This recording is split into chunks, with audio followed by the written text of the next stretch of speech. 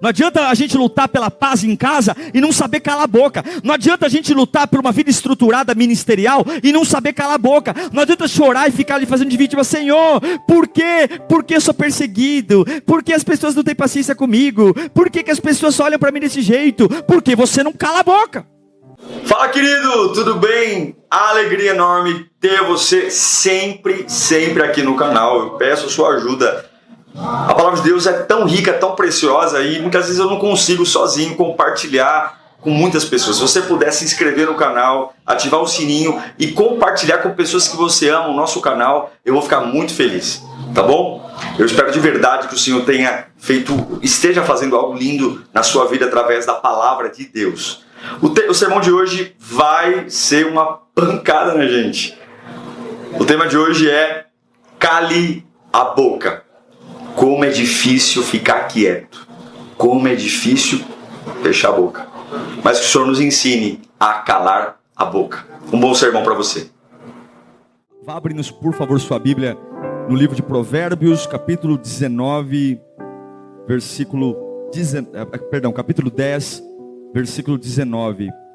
Provérbios, escrito pelo rei Salomão, capítulo 10, versículo 19.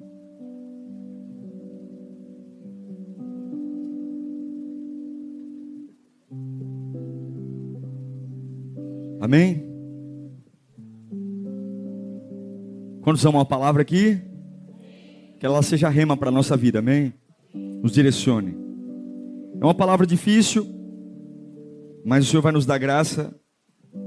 Mas é uma palavra propícia, principalmente nesse período de final de ano e se preparando, né, para um ano que a gente tem tanta expectativa, não só como igreja, mas como família, como profissão. Eu tenho...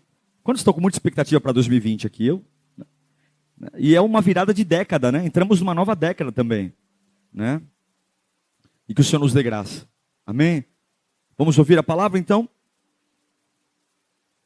Diz assim, Provérbios 10, 19. Quando são muitas as palavras, quando se fala muito, o pecado está presente. Quando são muitas as palavras, o pecado está presente. Mas quem controla a língua é sensato.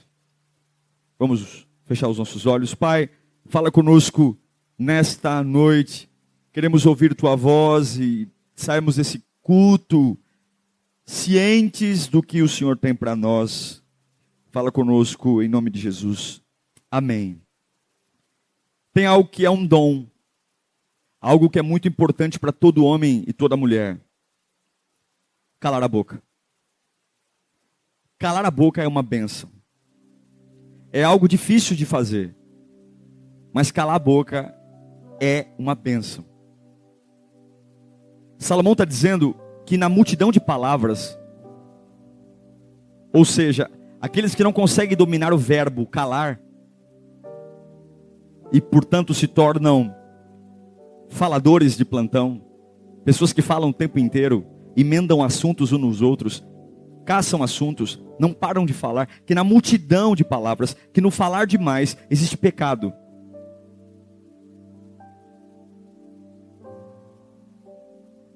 Calar a boca é a garantia de que eu vou ter sucesso profissional. Calar a boca é a garantia que eu tenho de que eu vou ser alguém na vida. E falar demais é a garantia que eu vou ser ninguém. Veja uma mãe que para ser ouvida pelo filho tem que falar 10 vezes a mesma coisa. Por que uma mãe tem que falar 10 vezes a mesma coisa? Porque ela fala demais. Por que um pai, por filho tomar uma atitude, tem que falar 20 vezes a mesma coisa? Porque eu falo sempre, eu não calo a boca, eu falo o tempo inteiro, eu falo sobre tudo, eu dou a mesma importância para tudo, eu não calo a boca, e quem não cala a boca não é respeitado. Não é, o respeito não vem por falar demais, mas o respeito vem por calar a boca, por aprender a calar a boca. Eu sei que eu sou um cristão e vou ser odiado. O Evangelho diz que aqueles que servem a Deus piedosamente serão perseguidos. Poxa vida, mas vamos ser só perseguidos pelo diabo. Pessoas faladoras despertam ódio nos outros. Pode olhar. Gente falador é sempre odiado, rejeitado. Gente falador é sempre aquela pessoa que sempre está envolvida em confusão, porque não cala a boca. Fala o que pensa. E ainda por cima, rouba o tempo precioso dos outros com conversas fúteis. Pastor, o que tem a ver essa palavra? Tem a ver que a Bíblia trata sobre a importância de calar a boca de uma forma muito, muito pontual. E a Bíblia tem textos, nós vamos tratar alguns aqui hoje. A Bíblia leva muito a sério, porque a gente se preocupa com o capeta, se preocupa com pombagira, a gente se preocupa com os outros, mas não se preocupa com o nosso estrago que nós mesmos fazemos por não calar a boca. Palavra liberada tem um poder incalculável. Você não tem noção do que uma palavra pode fazer na vida de alguém. E não adianta depois falar que está brincando, que não era bem assim. Eu tenho que aprender a calar a boca quando eu estou irritado. Se você falar irritado, você vai falar bobagem. E eu tenho que aprender a calar a boca quando eu estou irritado. Quantos estragos a gente fez por abrir essa bocona irritado? Quantas oportunidades perdidas, quantas pessoas maravilhosas que a gente perdeu de conviver, porque a gente não soube calar a boca.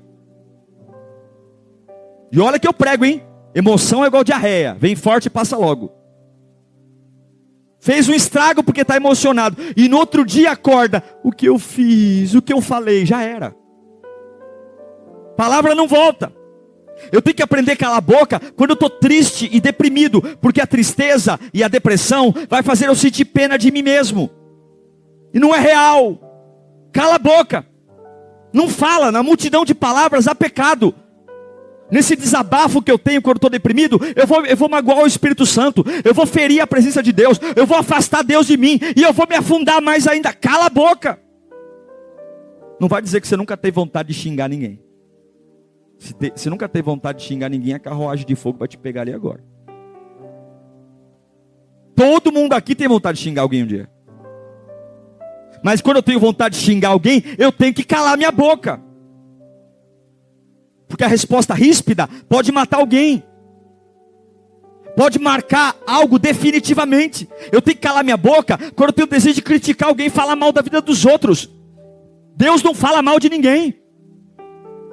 Falar mal da vida dos outros, mas é uma crítica construtiva, é capeta. Porque se você tem uma crítica construtiva, você vai falar para a pessoa e não para alguém. E não vai dizer que a gente não tem vontade de fazer fofoca, não, que tem. Ou coisa gostosa é fazer fofoca. É ou não é? Até escorre. A cabeça é mais rápida que a língua. A gente até... Se fosse ruim, ninguém fazia. Mas eu tenho que calar a boca quando eu quero falar da vida dos outros. Eu tenho que calar a boca quando não pedirem a minha opinião. Pediram sua opinião? Não. Está falando o quê então?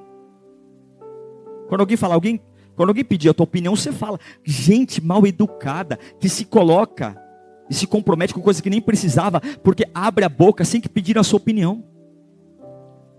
Eu tenho que aprender a calar minha boca quando eu não tenho certeza do que estou falando. Chega boato, e eu pego os boatos que eu vi e começo a comunicar como verdade, e depois vou ficar com cara de besta. Meu irmão, já chega o diabo, que 24 horas por dia quer te destruir. E você ainda não consegue calar a boca. Fala. Em Eclesiastes capítulo 3:7, diz que há tempo de calar e há tempo de falar. Então tem hora que eu tenho que abrir minha boca e falar, mas tem hora que eu tenho que calar a boca. Principalmente quando emocionalmente eu estou desequilibrado. Calar a boca é uma bênção. Não tem jeito, ou eu calo a boca, ou o temperamento que eu tenho, e convenhamos algo, nosso temperamento não é algo bom de confiar, ok? Nós soltos não somos bons de confiar. Ou eu calo a minha boca e deixo Deus falar por mim, ou eu vou estragar a minha vida. Casamentos estragados, vidas profissionais estragadas, profissionais maravilhosos, mas que não sabem calar a boca. E parece que calar a boca é ofensivo. Já viu aquela pessoa que quando tira um tempo fala assim, não, eu vou ser mais reservado, vou ficar mais na minha. Aí todo mundo acha estranho. Nossa, você está estranho. Não está falando mais com ninguém. Está só na sua. Glória a Deus que está estranho. Ele só vai falar quando precisar falar. Irmão, se não precisar falar, não fala. Quando você caça assunto, você vai falar bobagem. O mundo não quer ninguém reservado, quer a tua vida pública, seja reservado. Cala a boca. Na multidão de palavras há pecado. Fala, não posso falar pela carne. Não posso falar o que não edifica. Tem uma mulher na Bíblia chamada Abigail. O marido dela era um endemoniado, Nabal. O camarada arrumou briga com Davi. E Davi foi fazer uma gentileza para ele, mas o camarada era um pinguço. E Davi falou, eu vou matar esse desgraçado. O camarada está me desrespeitando como rei. Abigail foi lá, chegou em casa. O marido estava bêbado, pode colocar aí, ó. 1 Samuel 25:36. O marido estava bêbado, dando um banquete. Olha como é que termina o versículo. Ele estava alegre e bastante bêbado. E ela, o quê? Nada lhe falou até o amanhecer. Põe o 37. De manhã, quando Nabal estava sóbrio, sua mulher lhe contou tudo. E ele sofreu um ataque, ficou paralisado e morreu depois. E ela casou com Davi. Mas ela contou na hora que tinha que contar. Ela soube calar a boca. Não adianta a gente lutar pela paz em casa e não saber calar a boca. Não adianta a gente lutar por uma vida estruturada ministerial e não saber calar a boca. Não adianta chorar e ficar ali fazendo de vítima. Senhor, por quê? Por que eu sou perseguido? Por que as pessoas não têm paciência comigo? Por que as pessoas só olham para mim desse jeito? Porque você não cala a boca. É um falador. Fala o que não precisa dizer. Se ajunta com o ímpio para falar o que não deve. Irmão, coisa bonita é a presença silenciosa. O que traz conforto é o silêncio. O que faz você dormir à noite bem é um quarto silencioso. Porque tanto barulho na nossa vida, tanta conversa, tantos assuntos, tantos comentários, tantas correrias para falar. Quem fala muito não é sábio. E o pior é gente que não cala a boca e fala a mesma coisa o tempo inteiro. É uma vitrola arriscada. As mesmas coisas. E é por isso que ninguém mais ouve. Não é respeitado na empresa, não é respeitado em casa, não é respeitado na igreja. Por quê? Porque quando você fala muito, as pessoas param de te ouvir para te escutar. Como é que as pessoas te veem? Te respeitam? Será que não é porque a gente não consegue calar a boca? Olha o que o salmista diz no Salmo 141:3. Vê se boca é brincadeira. Eu tenho que orar por isso. Olha a oração do salmista. Coloca, Senhor, uma guarda à minha boca. Vigia a porta dos meus lábios. Irmão, nós temos que orar por isso. Senhor, faz a dentadura cair no copo quando eu começar a falar bobagem. Faz o pivô cair, Senhor. Faz a jaqueta estourar. Tem jaqueta, né? Senhor, faz a língua tremer, meu Deus. Põe para falar em língua na hora que eu falo da vida dos outros, para ninguém entender nada. Meu Deus, dá cãibra no maxilar, faz qualquer coisa, mas põe um guarda na minha boca. Eu não posso ser essa tranqueira que não cala a boca. Não adianta. Sabe por que isso é perigoso, irmãos? Porque a gente olha para as pessoas e fala assim, aquele ali fez tatuagem. É ímpio. Olha o cabelo da irmã. Deus que me defenda. Né? Nossa, aquele ali troca de namorado igual troca de roupa. Fala da vida de todo mundo. Você sabe como que a Bíblia diz quando eu identifico o justo e o ímpio? Não é pela roupa não, irmão. Não é pela cor de cabelo não.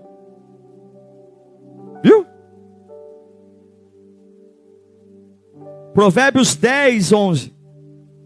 Eu sei quem é justo e quem é ímpio pela boca. A minha conversão a Deus vem pela boca. A boca do justo é fonte de vida. Justo, a boca é fonte de vida. Mas a boca do ímpio abriga o quê? A minha boca diz se eu me converti ou não. O jeito que eu falo e o que eu falo diz se eu nasci de novo ou não. Posso ter Bíblia debaixo do braço, posso ser voluntário, posso ter me batizado, posso ceiar. Se a minha boca não tem manancial de vida, e a minha boca é boca de violência, fofoca, mentira. Eu vou conversar com uma pessoa que está afastada da igreja, e depois dessa conversa, a pessoa tem vontade de voltar para a igreja, ou depois de conversar comigo, ela fala, não, acertei em ter saído da igreja. O que você é? Salomão está dizendo que a boca do justo tem vida, tem paz, palavras que vivificam, é um manancial de vida. Mas a boca do ímpio é violenta, fere, machuca, agride, bate. Não adianta a gente ter carinha de crente, não.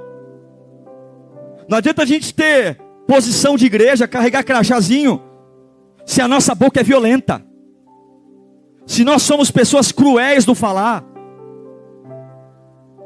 Provérbios 12, 18, Salomão vai dizer, há palavras que ferem mais do que a espada. É verdade ou não é? Tem vezes que é melhor tomar um tapa na cara do que ouvir algumas coisas. Porque o tapa na cara, o hematoma passa. Agora palavras lançadas não voltam. Jesus vai lá, resgata a gente dando a vida. O camarada vem para a igreja e encontra os crentes com a boca violenta. Há palavras que ferem como espada, mas a língua do sábio traz o quê? Traz cura. Quando eu falo, eu curo ou eu machuco? Nossa palavra tem poder, gente, mais do que você pode imaginar. O que a gente fala é poderosíssimo. É tão poderoso que Salomão vai dizer em Provérbios 18, 21, que a língua tem o poder, sobre ela tem o poder da vida e a morte. O que eu falo determina se eu vivo ou se eu morro. É muito sério. Porque a gente está preocupado com coisas que não deveria. E a bocona aberta, fecha a boca. Fecha a boca.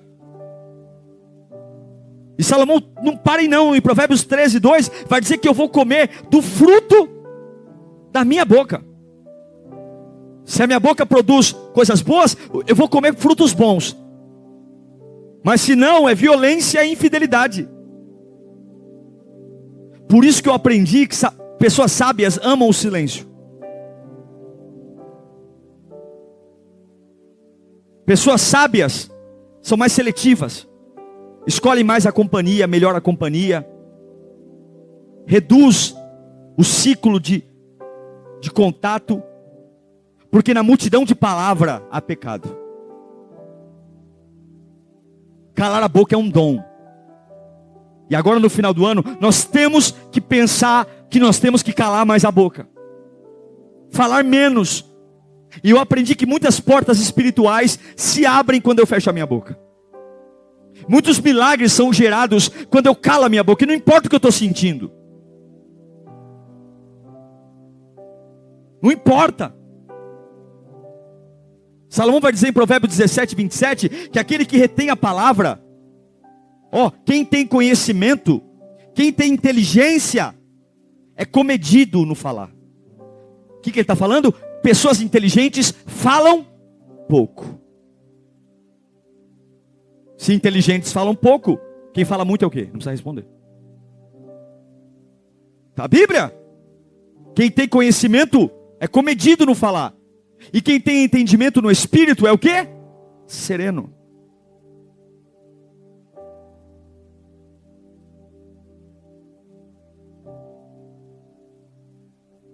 Fala para você mesmo, eu preciso aprender a calar minha boca. Cala a boca, irmão. Pastor, eu não posso falar nunca então? Pode. Mas você tem que falar na hora certa e do jeito certo. Você sabe qual é um dos grandes problemas de crise no casamento? é que a gente se preocupa em falar e não se preocupa em como falamos. Todo mundo numa briga tem razão. Porque a gente está preocupado com o que está falando, mas não se preocupa em como está falando. E os grandes problemas do casamento para ele acabar, é porque o marido está falando algo que ele tem razão, mas a forma como ele fala, não deixa a esposa ouvir, porque está machucando ela. Ele não está falando nenhum palavrão, ele não está falando nenhuma palavra torpe, mas ele está falando com um formato agressivo, então ela não vai ouvir. Não adianta abrir a boca na hora certa e também não saber falar. Em Provérbios 15:1, diz que a língua do sábio torna atraente o conhecimento, mas a boca dos tolos derrama insensatez. Põe um para mim, por favor. Provérbios 15:1. A resposta calma, o que ela faz? Desvia a fúria. Mas a resposta ríspida desperta a ira. Se gritarem com você, você gritar já era, vai ter outro grito. Mas a resposta calma desvia a fúria. E você tem que aprender a ter resposta calma no momento que não dá para ter, porque você não é filho do capeta, você é filho de Deus, e filho de Deus tem o fruto do Espírito, chamado domínio próprio. Você não precisa fazer o que sente, você precisa fazer o que precisa fazer, e o que eu preciso fazer é calar a minha boca, e quando abrir a minha boca, continuar lembrando que eu sou um filho de Deus, e filho de Deus tem controle. Meu Deus, ontem eu vi na Câmara, na Assembleia lá, os deputados brigando, o camarada vai lá e dá uma mordida no outro, mas nem cachorro está mordendo assim. O homem lá mostrou a camisa no ombro. O que leva um ser humano subir num lugar e no meio da confusão morder o ombro do outro, meu Deus do céu? Mas nem criança no jardim faz isso, daquela violência. Um camarada de terno e gravata desceu a dentada.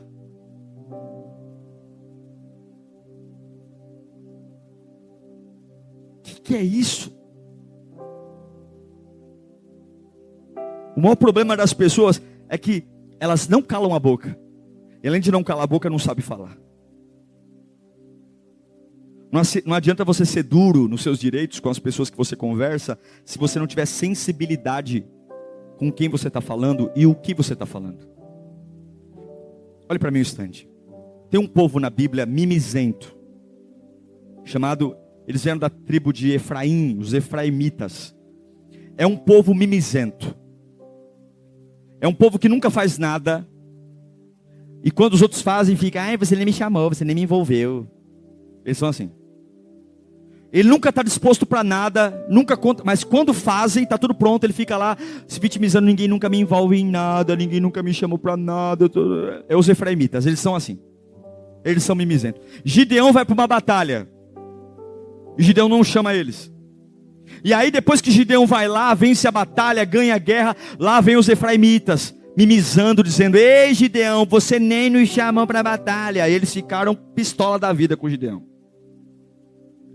Olha a resposta de Gideão para os efraimitas.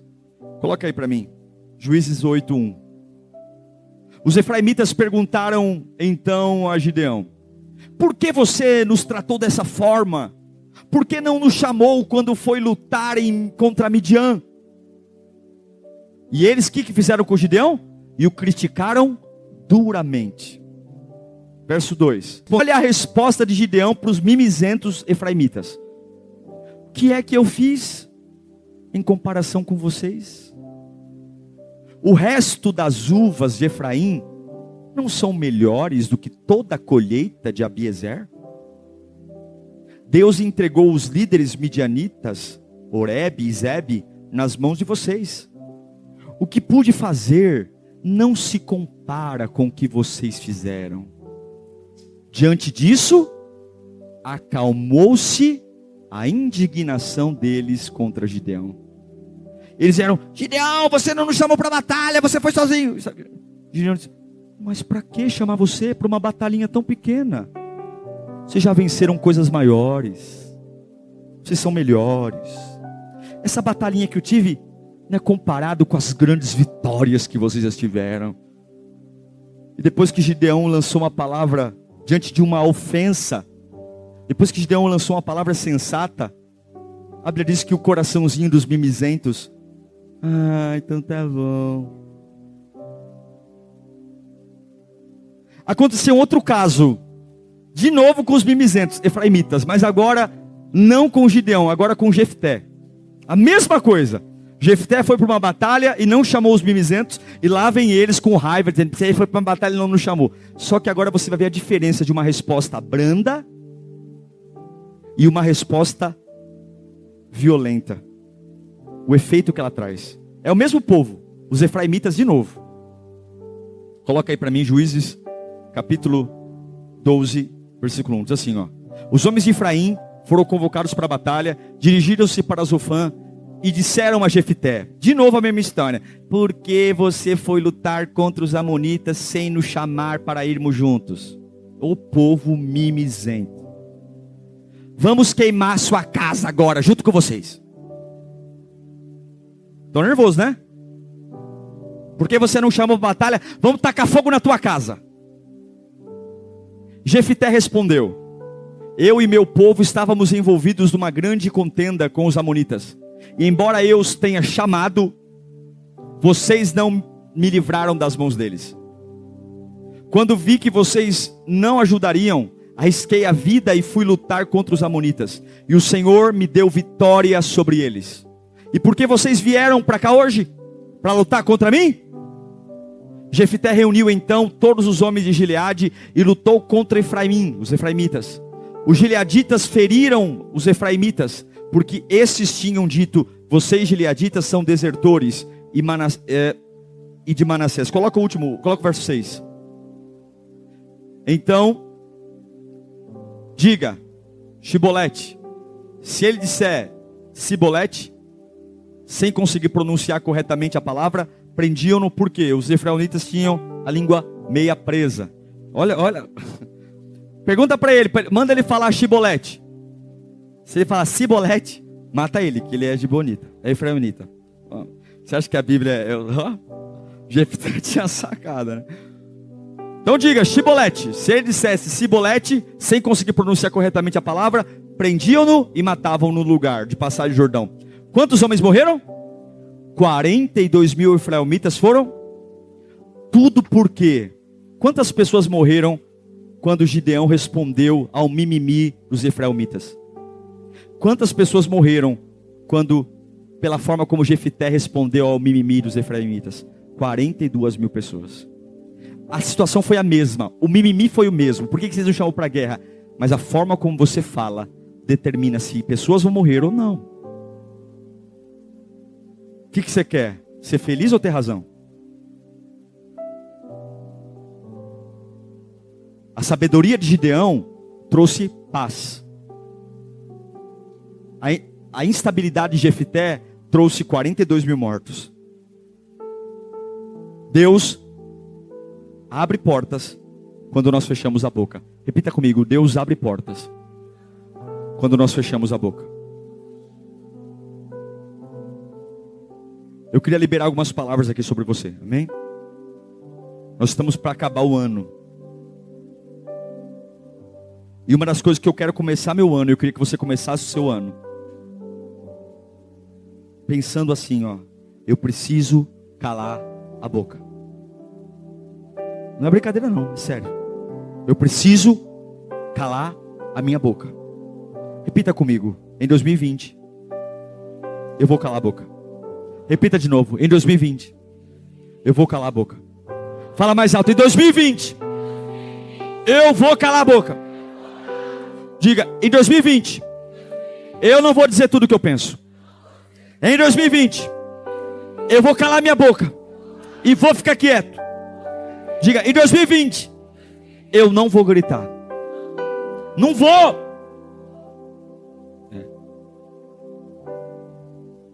Você vai aprender a vencer suas batalhas quando você calar a boca. Se você pegar o Waze e ver do Egito até Canaã, dá 7 horas de carro. O povo hebreu andou 40 anos num trajeto feito por 7 horas de carro. Tudo porque não sabia calar a boca. Estava com fome, falava. Estava com sede, falava. Estava enjoado de maná, falava. Estava com falava. Não calava. Então, vai andar 40 anos até aprender a calar a boca. Nós temos que aprender a calar a boca. Satanás nem precisa trabalhar muito, porque nós mesmos nos amarramos em coisas. Destruímos a vida. Aprender a calar a boca. Aprender a parar de julgar os outros. Aprender a parar de apontar o dedo. Aprender a parar de falar da vida dos outros. Aprender a parar de se comprometer com assuntos que nem nos fazem respeito. Tem gente enroscada em assunto que nem é dele, tendo que pedir desculpa sobre coisas que nem tem nada a ver com a sua vida, tendo que se retratar sobre assunto que nem é dele, tudo porque se envolveu em conversas que não devia. Aprenda a calar a boca e lutar e gastar sua energia em agregar vida, agregar valor. Aprenda a calar a boca, porque quando eu calo a boca, Deus me põe em lugares certos. Quando eu calo a boca, Deus me honra. Quando eu calo a boca e não me prendo em detalhes. Quando eu calo a minha boca e abro a minha boca para ser apenas cura. Eu abro a minha boca para fazer as pessoas se apaixonarem por Deus. Eu abro a minha boca para falar para as pessoas do reino de Deus. E se eu não tenho nada bom para falar, eu vou calar a minha boca. Se eu não tenho nada bom para falar, eu vou fechar minha boca, porque eu não vou comprometer meu futuro. Eu não vou comprometer o lugar para onde eu estou indo. Tem coisas que você espera, que estão esperando você calar a boca. Você não vai ouvir talvez a palavra que você queria essa noite, mas eu vou te dizer uma coisa: tem muitas coisas que não foram o diabo, foi a nossa boca. Tem muita coisa que não foi capeta, não foi macumba, não é aquele, tem muita coisa que não é a nossa boca, a gente não se dá conta. Que ninguém me suporta naquela empresa, não é porque não vou com a minha cara, porque eu não calo a boca. Que ninguém, na minha vizinhança, no meu condomínio, ninguém vai com a minha cara, lógico. Fala da vida de todo mundo. É um escândalo. Vai trocar uma lâmpada, é um escândalo. Nunca esqueço de uma vez. 3 horas da manhã. Cada minha vizinha. Entrou no meu quarto. Jesus está aqui. Meu Deus do céu. Está escondido atrás do guarda-roupa. Eu sei que ele está aí. Ele está aí. E grita. Meu Deus, Carla, o que é isso? Gente, me acorde, eu vi, está ali. Meu Deus, gritando, mas gritando de forma descontrolada. Meu Deus, gente, vamos chamar a polícia. Deve ter alguma coisa, entrou. Não, ele está aí, não vou. Eu sei que está aí. Irmão, era uma barata, irmão. No outro dia, e sabe como eu descobri? Ligando na casa dela. No outro dia não, lembrei agora. Ligando na casa dela. Fulano, tá tudo bem aí? Que precisa de ajuda? Não, era uma barata, estou aqui no quarto. Eu tenho medo de barata. Barata endemoniada principalmente. Certo? Não posso mentir. Se a barata vem em minha direita, eu estou preparado para matá-la quando eu estou vendo ela e ela está me vendo e ela está imóvel. Sobre o meu campo de... Quando a barata sai da minha visão e ela se infiltra atrás de uma caixa de leite, atrás de 1 litro de óleo, eu não consigo lidar com essa situação. Eu gosto de matar a barata quando estou vendo. Mas eu não consigo acordar a vizinhança inteira.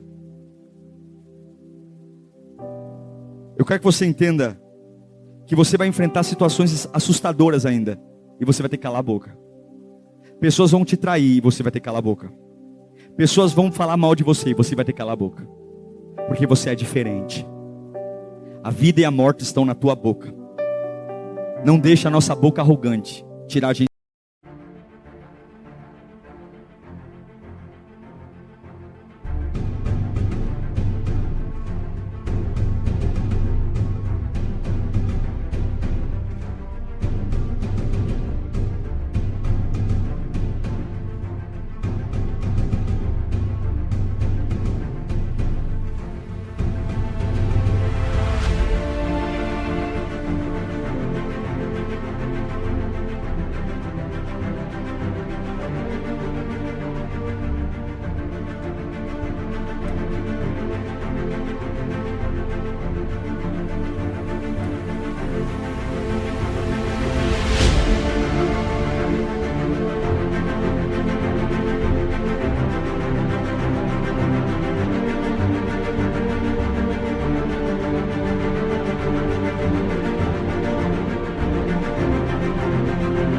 Do plano de Deus.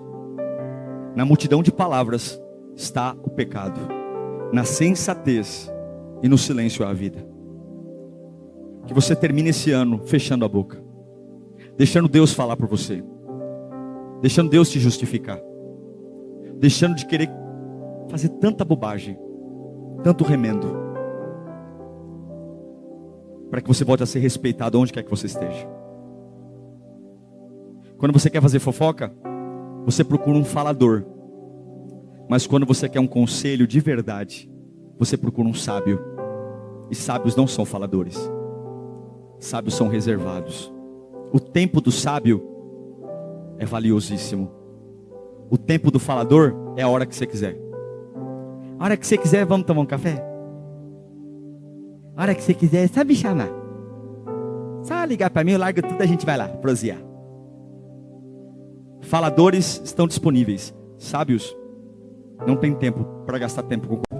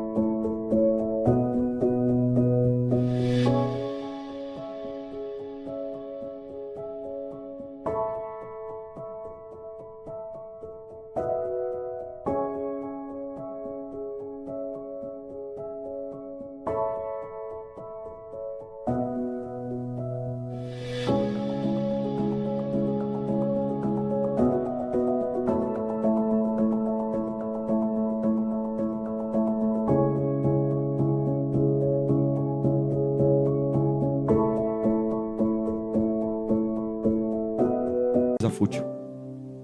Quem você quer ser? Um falador ou um sábio? A tua vida e a tua morte depende das suas palavras. E o que Deus manda dizer para mim e para você hoje é tempo de calarmos a boca. Amém?